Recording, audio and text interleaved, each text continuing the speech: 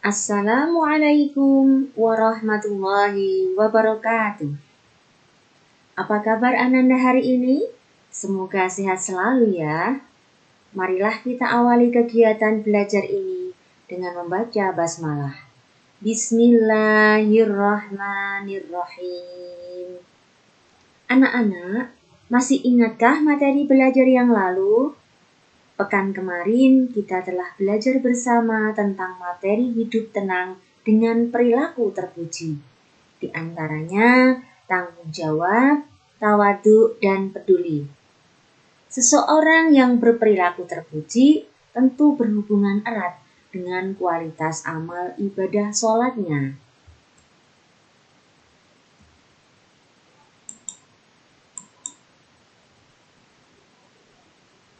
Sebelum memasuki materi belajar hari ini, biar semangat, kita nyanyi dulu ya.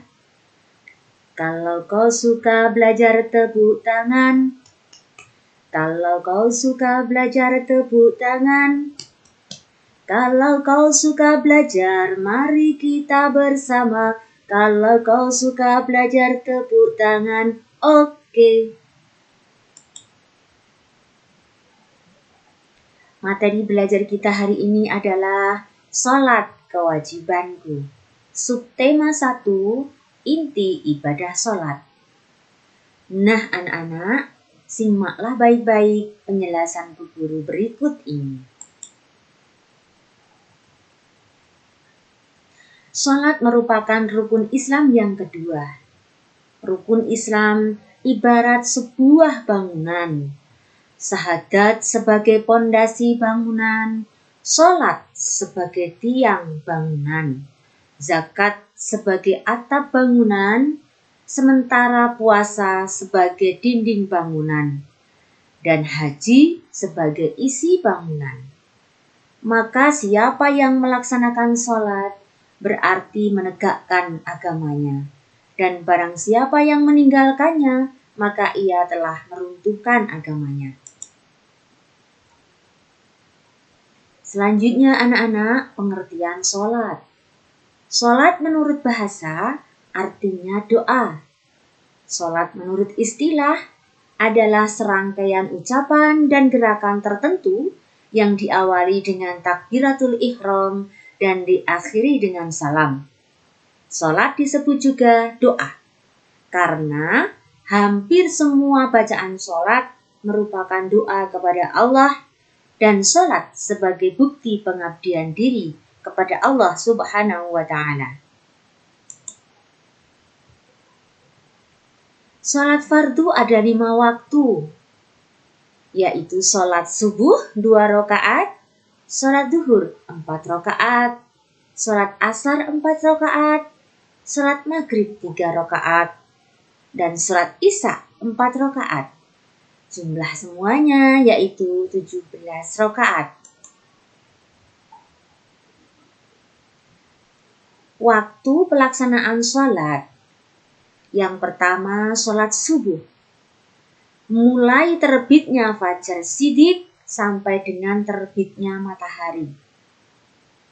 Waktu sholat duhur, apabila matahari telah condong ke barat dan bayangan seseorang telah sama dengan tingginya. Sampai berakhirnya waktu, bayangan seseorang telah lebih panjang dari tingginya. Sholat asar, apabila bayangan seseorang lebih panjang dari tingginya dan berakhir apabila matahari terbenam. Sholat maghrib, dimulai terbenamnya matahari atau sampai dengan hilangnya mega merah. Kemudian sholat isya mulai hilangnya mega merah sampai dengan munculnya awan putih. Dan berakhir sampai terbit fajar shidik. Sholat merupakan ibadah yang akan dihisab atau dihitung pertama kali pada hari kiamat.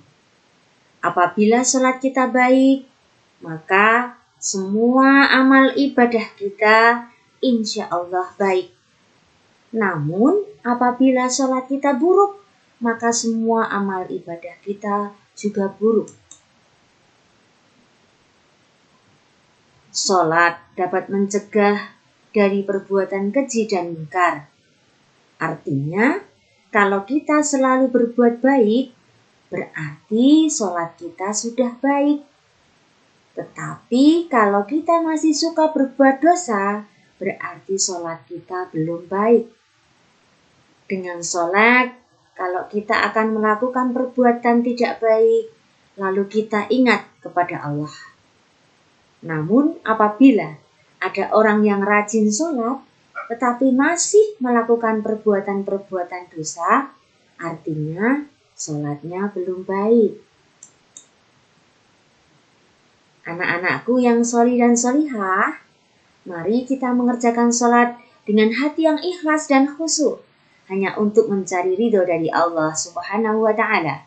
Semoga kita kelak dijauhkan dari siksa api neraka dan masuk dalam surganya Allah yang penuh dengan kenikmatan. Amin ya rabbal alamin. Nah, sekarang nyanyi dulu ya.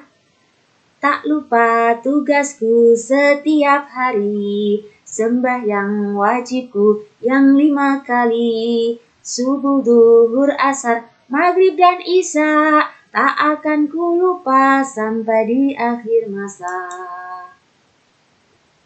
Nah, anak-anak, sudah selesai Bu Guru menjelaskan materi tentang inti ibadah sholat. Sekarang waktunya berdiskusi. Ceritakan kembali.